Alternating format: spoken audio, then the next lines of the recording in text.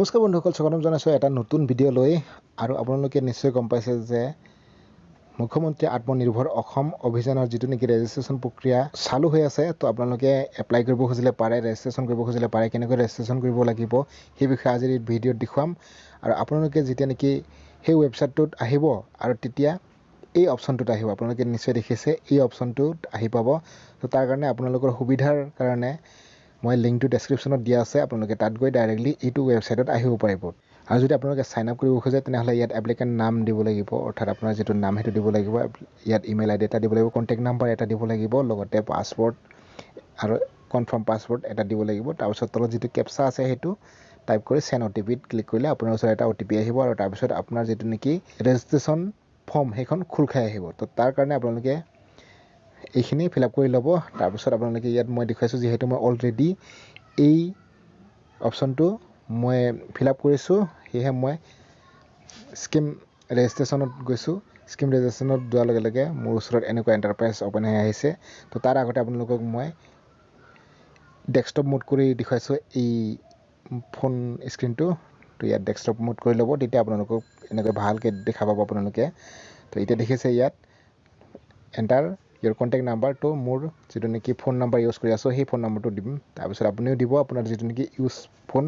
আপুনি ইয়াত লগ in with অ'টিপিত কৰিব পাৰে, নতুবা আপুনি পাছৱৰ্ডতো কৰিব পাৰে। তো পাছৱৰ্ডত কৰিবলগীয়া হ'লে প্ৰথম অপশ্যনটোত ক্লিক কৰিব। মই পাছৱৰ্ডত কৰিব বিচাৰিছোঁ। তাৰপিছত ইয়াত আপোনাৰ যিটো নেকি পাছৱৰ্ডটো টাইপ কৰিব লাগিব, মোৰ পাছৱৰ্ডটো টাইপ কৰি দিছোঁ।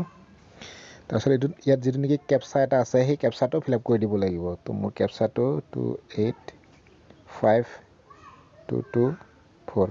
তাৰপিছত ইয়াত লগ ইন কৰি দিব লাগিব। লগ ইন কৰাৰ লগে লগে ইটো ৱেবছাইট খোল খাব। আপোনালোকে দেখিছে ইয়াত এপ্লিকেণ্ট ফৰ চিফ মিনিষ্টাৰ আত্মনিৰ্ভৰ অসম অভিযান। তো আপোনালোকে ইয়াত registration number, scheme name, submission date, status, action সম্পূৰ্ণ চাব পাৰে। তো আপোনালোকে এপ্লাই ফৰ ৰেজিষ্ট্ৰেশ্যনটোত ক্লিক কৰি দিব। আৰু ইয়াত ক্লিক কৰাৰ লগে লগে আপোনাৰ ওচৰত এইখন ফৰ্ম খোল খাই আহিব। দেখিছে নহয় আপোনালোকে, এই ফৰ্মখন খোল খাই আহিছে। আৰু এই ফৰ্মখন আপোনালোকে ৰেজিষ্ট্ৰেশ্যনৰ কাৰণে ফিল আপ কৰিব লাগিব।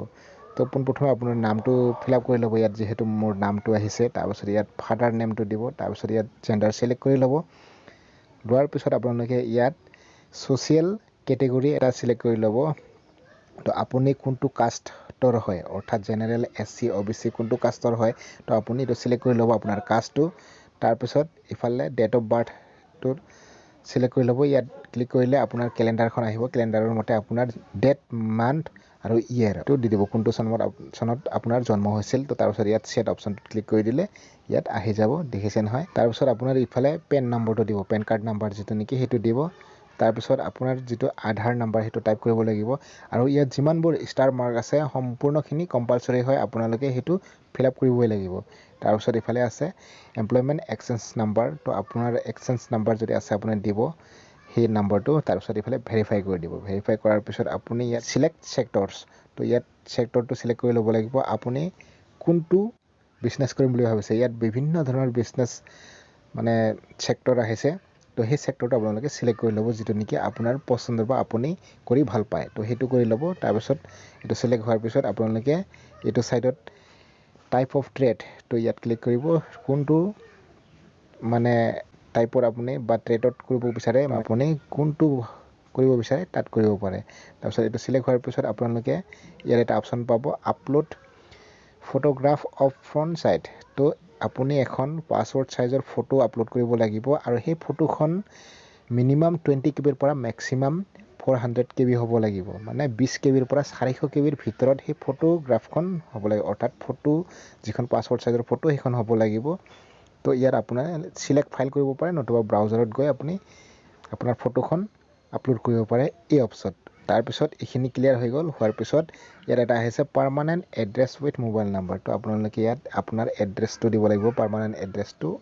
এড্ৰেছ লাইন 1, 2, 3 এনেকৈ আছে। তো আপোনালোকে এই দুটা অপশ্যন দিব পাৰে।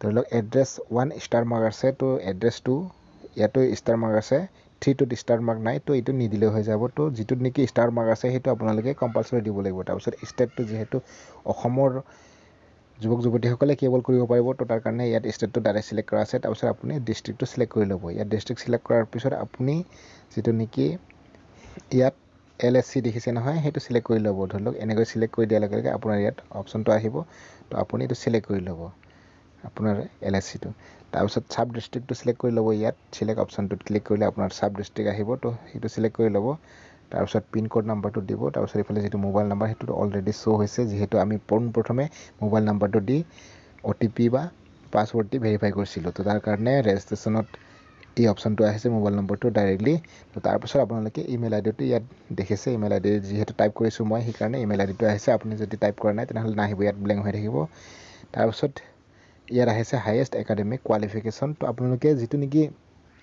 আপুনি কোৱালিফিকেশন আছে আপোনাৰ তো হেতু ইয়াত সিলেক্টড প্লিজ সিলেক্ট অপচনটোত কৰিলে ইয়াত আহিব up to class 10 matriculation SS graduate তো এনেকৈ বিভিন্ন ধৰণৰ অপচন আছে তো আপুনি কোনটো হয় হেতু সিলেক্ট কৰি লব তাৰপিছত ইয়াত সিলেক্ট কৰাৰ পিছত আপুনি নেম অফ দি কোৰ্স এটো ইয়াত এন্টাৰ কৰিব লাগিব তাৰপিছত বোৰ্ড ইউনিভাৰ্সিটি কলেজ ইনষ্টিটিউশন হেতু আপোনালোকে ইয়াত এন্টাৰ কৰিব লাগিব তাৰপিছত ডেট অফ পাসিং আপুনি কোনটো ডেটত পাস কৰিছিলে বা কোনটো চনত পাস কৰিছিলে সেই ডেটটো দিব লাগিব ইয়াত তাৰপিছত ইয়াত পাৰ্চেন্টেজ দিব লাগিব মেট্ৰিকৰ যেটো পাৰ্চেন্টেজ হেতু দিব লাগিব তাৰপিছত ইয়াত ডিভিজন আৰু ক্লাস তো আপোনালোকে এটো দিব লাগিব first second third division pass কৰিছিলে নে কি হয় হেতু দিব লাগিব তাৰপিছত এটো হৈ যোৱাৰ পিছত আপোনালোকে ইয়াত দেখিছে এটা বেংক ডিটেইলছ আহিছে এটো ফিলআপ কৰিব লাগিব আপুনি যেনেকৈ কৈছে ধৰক ইয়াত বেংক একাউন্ট নাম্বাৰ তো তাৰপিছত ইফালে IFC কোড নাম্বাৰ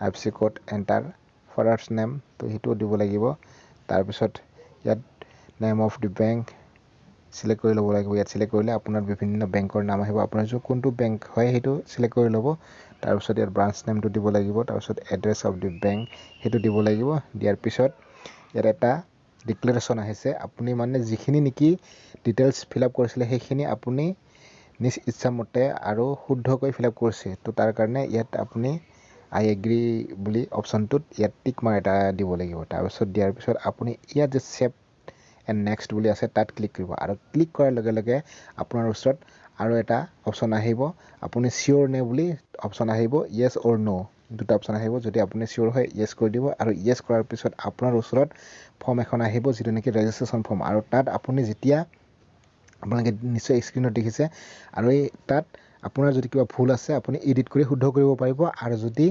সম্পূৰ্ণ হৈছে তেনেহলে আপুনি হেতু সাবমিট কৰিলে আপোনাৰ যেটো নেকি ৰেজিষ্ট্ৰেচন ফৰ্ম হেতু সাকসেসফুল হৈ যাব আৰু আপোনাক দেখাব কংগ্ৰেচুলেশ্যন বুলি তো ইমানে আছিল আজিৰ ভিডিওটো কেনেকুৱা পালে জনাবলৈ নাপাহৰিব লাইক শেয়াৰ কৰি দিব আৰু চেনেলটো যদি কৰা নাই সাবস্ক্ৰাইব কৰি দিব নেক্সট ভিডিও লগ পাইছো তেতিয়ালৈকে সকলোকে জনাইছো জয় অসম